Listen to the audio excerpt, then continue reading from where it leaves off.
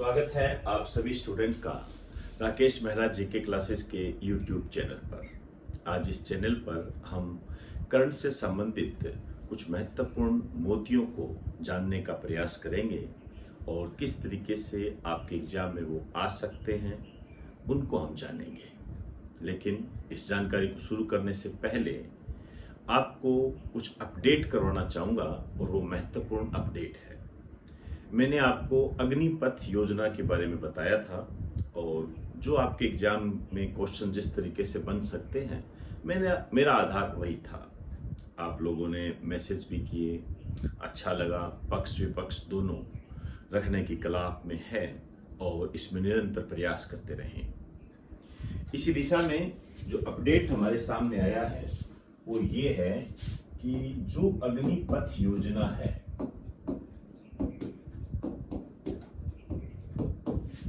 उसमें पहले जो मैक्सिमम एज थी वो 21 वर्ष थी। ये मैंने बताया था 17.5 से 21 वर्ष। अब इसको क्या कर दिया गया है, इसको बदलकर अब 23 वर्ष कर दिया गया है। विरोध काफी जबरदस्त हो रहा है, लेकिन देखिए लोकतंत्र की यही तो खूबसूरती है, पक्ष और विपक्ष रखा जाता है। हालांकि शरारती तत्व भी सामने आते दिखाई दे रहे हैं जो कि गलत है।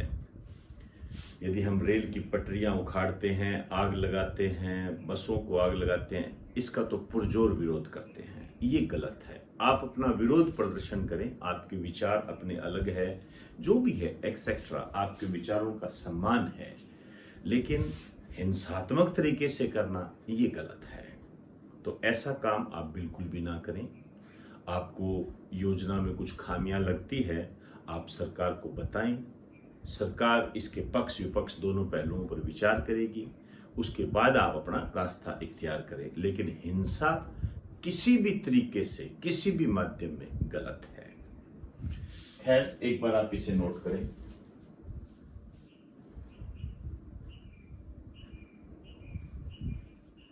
अब मैं एक महोत्सव की बात करने जा रहा हूं और उस महोत्सव से कम 3-4 क्वेश्चन आपके बन सकते हैं। पहली बार मुझे ऐसा लग रहा है कि ये महोत्सव आपके लिए इम्पोर्टेंट है। मैंने इस महोत्सव के बारे में मुझे नहीं लगता कि कभी बताया हो, इसके बारे में शायद नहीं बताया कभी इसके बारे में। लेकिन इस बार जब मैं इस महोत्सव को देख रहा था और अखबार में जब मैंने इसके बारे में पढ़ा तो मुझे इसके बारे में ऐसी जानकारियां मिली जो आपके एग्जाम में आने की पूरी ताकत रखती है। तो आप केवल उन जानकारियों पर फोकस करें और फिर इसे बार बार रिवाइज करते जाएं। ये जो महोत्सव है ये है कान फिल्म महोत्सव। कान फिल्म महोत्सव, इसको ऐसे भी बोल देते हैं कई बार हिंदी में कान फिल्म महोत्सव।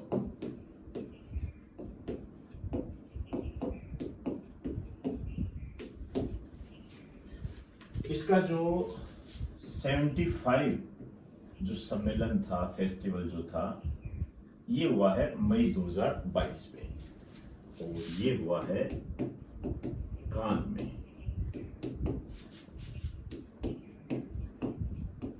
कान में हुआ है। ध्यान रखें, यही चीजें इंपॉर्टेंट होती है। ये कहाँ है? ये फ्रांस का है। अब देखिए यहाँ आपके जो क्वेश्चन है वो क्या बनता है? क्वेश्चन ये बनता है कि ये जो कांस फिल्म महोत्सव हुआ, ये कांस है कहाँ, या कांस फिल्म महोत्सव का आयोजन कौन सा देश करता है, ऐसे बनेगा। जैसे पुराने पेपर हम देखते हैं तो ऐसे क्वेश्चन बने हुए हैं कि साहित्य से संबंधित बुकर पुरस्कार कौन सा देश देता है और ऑस्कर अवार्ड कौन सा देश देता है। समझ में आ रही है मेरी बात? उसी तरीके से ये इंपॉर्टेंट बन जाता है। तो ये कांस में है फ्रांस। फ्रांस के बारे में आप बखूबी जानते हो, आपको ऑनलाइन ऑफलाइन बताया जाता है। ये जो है सूरा व सुंदरियों का देश है।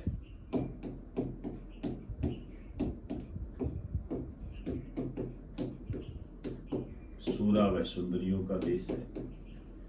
इसे आप किसानों का देश भी कह सकते हो, लघु यूरोप भी इसको कह सकते हो। इसकी जो राजधानी है ये पेरिस है, जिसे फैशन की नगरी के नाम से जानते हैं।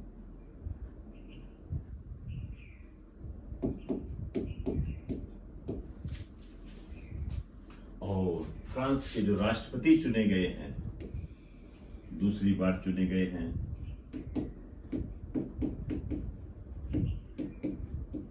Emmanuel Macron.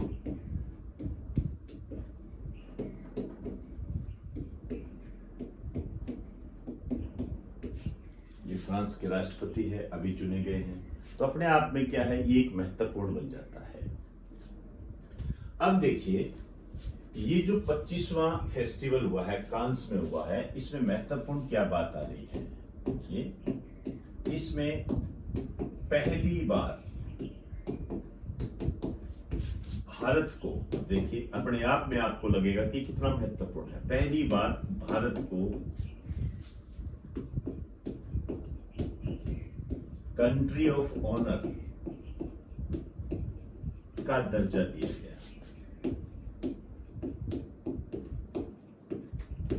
Country of honour का दर्जा दिया गया। मुझे बताने की कोई आवश्यकता नहीं है कि ये कितना महत्वपूर्ण है, इसीलिए मैंने आपको कहा कि इस बार इससे क्वेश्चन आ सकता है।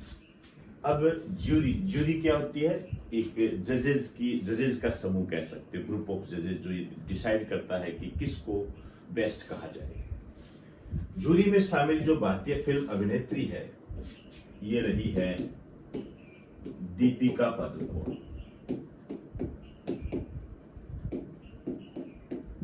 इस टाइप के क्वेश्चन मैंने खूब देखे हैं, इसलिए बिल्कुल भी नजरअंदाज ना करते हैं इसको, बिल्कुल भी नजरअंदाज मत कर देना। ये आते हैं ये क्वेश्चन, टिक कर दीजिए इसको, एक बार आप इसे नोट करें।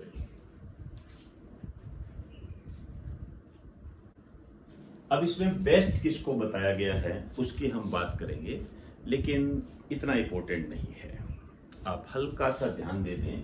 मुझे नहीं लगता कि इस पर कोई ज्यादा क्वेश्चन आने की उम्मीद है, लेकिन फिर भी भारत को इस बार कंट्री ऑफ ऑनर का दर्जा दिया गया है, तो कुछ हो सकता है, कुछ बातें निकल कर आ जाए। फिर भी आपको यदि कुछ भी लगे कि आप कुछ छोड़ना नहीं चाहते हैं, तो इसे मत छोड़ना। पाम डियोर, ये इंपॉर्टेंट है। और अभिनेता सांग कांग हो, ये ईरान के हैं। अभिनेत्री सांग कांग हो, ये साउथ कोरिया की है, दक्षिण कोरिया की। मैं लिख देता हूं। और जार इब्राहिमी जो है, ये ईरान की है, अभिनेत्री है। निर्देशक जो है पार्क चुन वू, कोई खास बात नहीं है, एक बार नोट कर।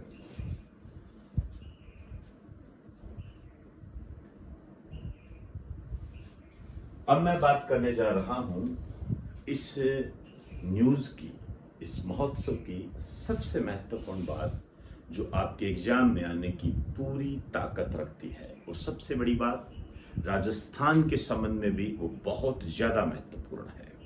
आइए बात करते हैं। भारत के पहले लोक गायक, अंडरलाइन करें, जिन्होंने इस महोत्सव में प्रस्तुति दी। लोक गायक, लोक संगीत, लोक गीत आप सुनते ही होंगे, और राजस्थान तो वैसे बहुत आगे है इसके अंदर। जिन्होंने इस महोत्सव में प्रस्तुति दी, ये चर्चा में रहे, ये है मेमे खान।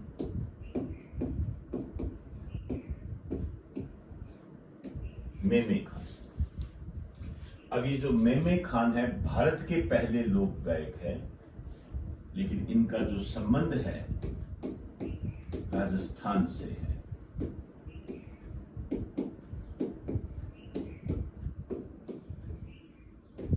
और जैसलमेर से है।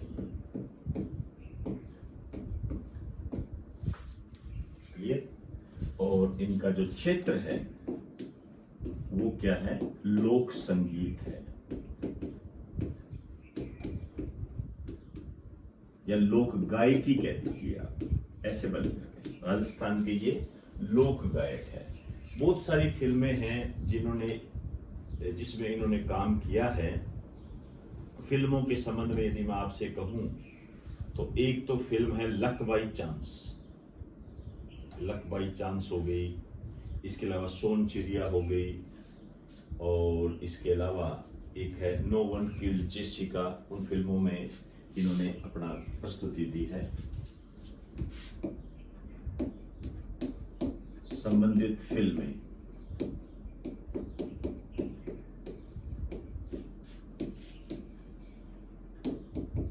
लक बाई चांस,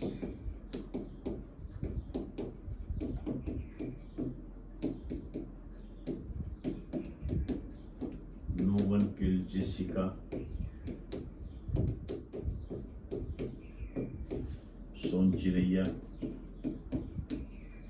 थोड़ा सा ध्यान दे देना, कारण क्या है, राजस्थान में कई बार इस टाइप के क्वेश्चन भी पूछ लिए जाते हैं, लेकिन सबसे बेस्ट है जैसलमेर से संबंधित है, और इनका क्षेत्र जो है वो लोक गायकी है।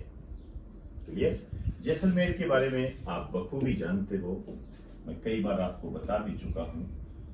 राजस्थान का अंडमान कहते हैं इसको।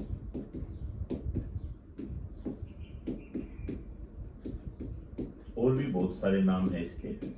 स्वर्ण नगरी कहते हैं, रेगिस्तान का गुलाब कहते हैं, आप जानते हो। और ये जो जैसलमेर है राजस्थान का सबसे बड़ा जिला है क्षेत्रफल की दृष्टि से।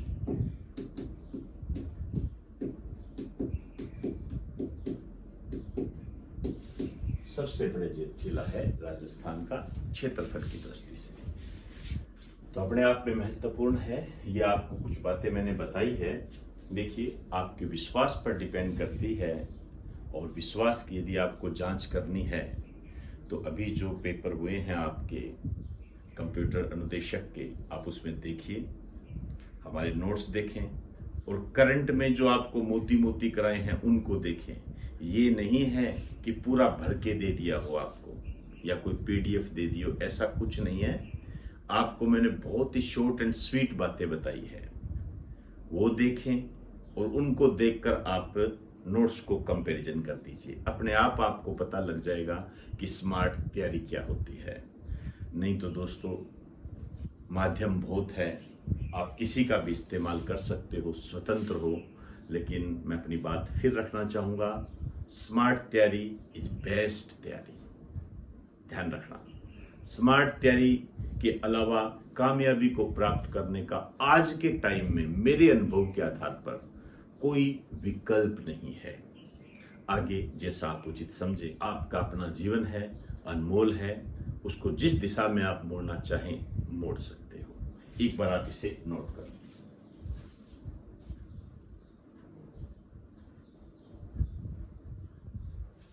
तो दोस्तों, आज हमने मेमे खान के संबंध में बात की। मैंने जानबूझकर मेमे खान शब्द इस्तेमाल किया है, क्योंकि यही वो पॉइंट है जो आपके एग्जाम में आने की पूरी ताकत रखता है। इसके अलावा दीपिका पादुकोण पर ध्यान रखें, और कंट्री ऑफ ऑनर ये ध्यान रखें। अग्निपथ योजना के पक्ष और विपक्ष हो सकते हैं, लेकिन यदि इसमें हिंसात्मक प्रदर्शन करते हो, इसका मैं विरोध करता हूं। तो इन्हीं शब्दों के साथ आपसे इजाजत चाहूंगा। आप सभी को मेरा नमस्कार।